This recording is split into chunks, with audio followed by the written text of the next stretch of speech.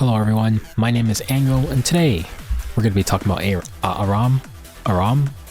I think it's Aram, but we're going to be talking about Aram. And unfortunately, I really love this background, so you're going to be staring at this for a tiny bit. But let's talk about her.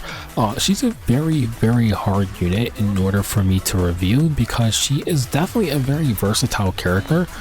And unlike the two recent characters, or all of the recent characters from Huayang all the way to Disciplinary Prefect Arya, she does not necessarily have a role that she distinguishedly, like, she just completely falls into.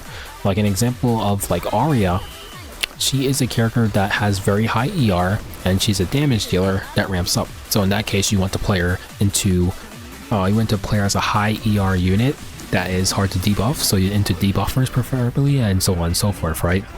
As well as to cut off soul burns, right? So you're playing her in that use case scenario. For Tenebria, you're playing her into slow players who want to tank down because she can completely control them.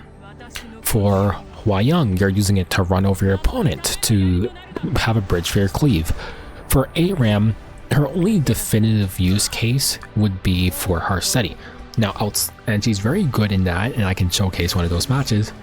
But outside of that, it's pretty hard to rate her. Now, by all means, I'm not calling her weak. I do think she is very strong.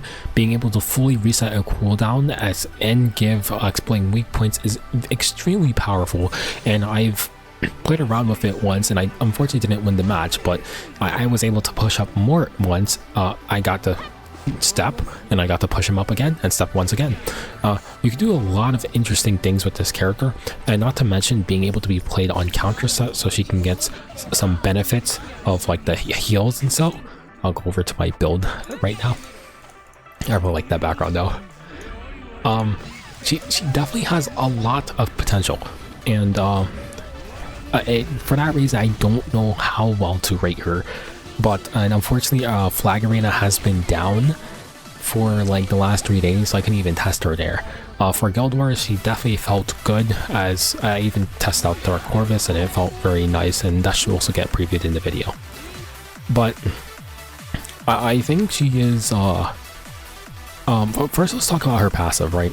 Her passive is definitely very strong into things like any like debuffers that don't have a strip. Like for instance, I had tried her into ML Pera as a way to get a starting immunity buff on my entire team, so that way if I don't have immunity set, I am checked and I won't get Death Broken turn 1 into a dual attack from like Flan. I use that in that case. She's good into openers like Litica, so you can actually take her on 3 in that case. And if you have more of an aggressive build than I do, maybe like 270 speed, then you have a way to maybe interrupt that person's cleave with that and so forth. Other general cleaves like Homage, she's clearly not into because, well, Homage going to cleave you without needing to use debuffs. For that case, it's just not as good. But for other use cases in terms of cleaves, if you're fighting a Hellion Lua, like pretty much anyone with decreased buff durations into a debuff is not very good into Aram, so she's very strong in those cases, and that's a big reason why she's really good into Harseti. Otherwise, when you're taking first turn, because you do get effectiveness buff, I haven't had too many cases where it was exactly useful. And it's only because you never really pick with the intent to use this effectiveness buff to your advantage. So a good example is this is like I've tried Aram on 2 and I picked Muna on 3. Now having the extra effectiveness can help me land the seals without needing to burn, but Muna is a mage and she has the ability to soul burn. So, you know, in that case it didn't really feel that impactful. Maybe something like a Hellion Lua who doesn't have an innate book, this can feel really good, so that way you have a higher chance of landing your debuffs. But that being said, effectiveness buff is not ignore ER, so you do have to have some innate effectiveness in order for it to feel good. So you can't just straight up pick Aram to count on the fact that you have no effectiveness on your characters to land.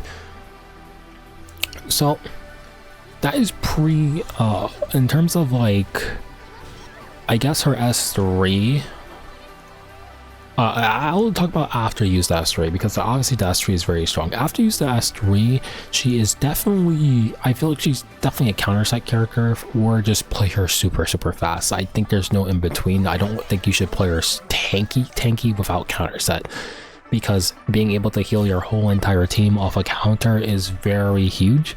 This means you can play things like Guardian Ice Crystals, and you can play stuff like Cal Celestine, so you can get some pretty good burst healing. And of course, if you're playing her more faster, then you can get the S1s more often anyway, so you can get the full team heal. For being able to heal the entire team is honestly very nice for stabilizing your team, and although it's not very huge healing, over time in standard v standard, it can still be very good.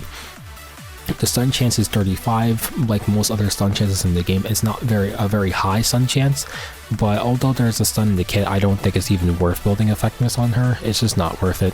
I prefer to have a little bit of effect res instead, so I don't get randomly tagged by debuffs. But I've seen some other builds like Vic has more of a like 25k HP with no effectiveness resistance at all, saying that she does not need it. Honestly, I have not ran into a situation yet where I don't particularly need it. Having the first turn immunity makes it very nice, but also having the effect resistance here means that I can get my immunity stripped regardless, or will be a hard chance for my immunity to get stripped. I just personally like having the ER on a character like this that's meant to support my comp, especially playing a lot of ER lately with Siphendipolitis, Arya, and Ilanov, or some other tank with a ER imprint. I just felt it was very nice to run some ER on her. Well, anyways, that is about 7 minutes into the video about yapping about this character. I will just have to have a bit more tests to see what her best combos is, but once again, this character was very hard to rate as a standard unit, and she just doesn't have a definitive role where I can call her out to be extremely strong as of yet, other than Horsetti, which feels like a given in my opinion, so I don't really want to delve into that. So once I get a little bit more testing as the season comes to a close, I'll probably make another video, or you know, something to address like how strong she is in particular. But that is my impressions on the character. There should be a little bit more gameplay left in the video, so enjoy that, and I'll see you guys in the next one.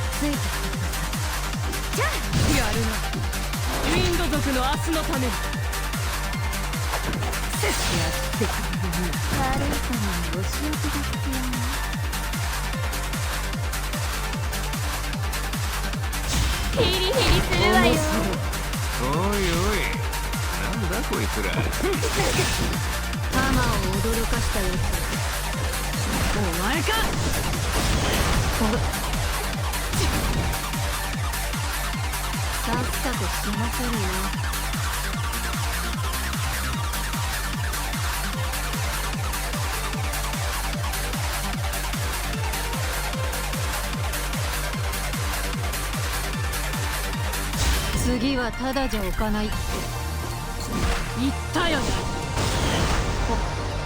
ドロ絶望に惑わされることはない。私のこの槍は守るための槍となるだろう。やってかみんなの思いを背負っていますか。痛えだろ。めんどくさいな。ほらよ。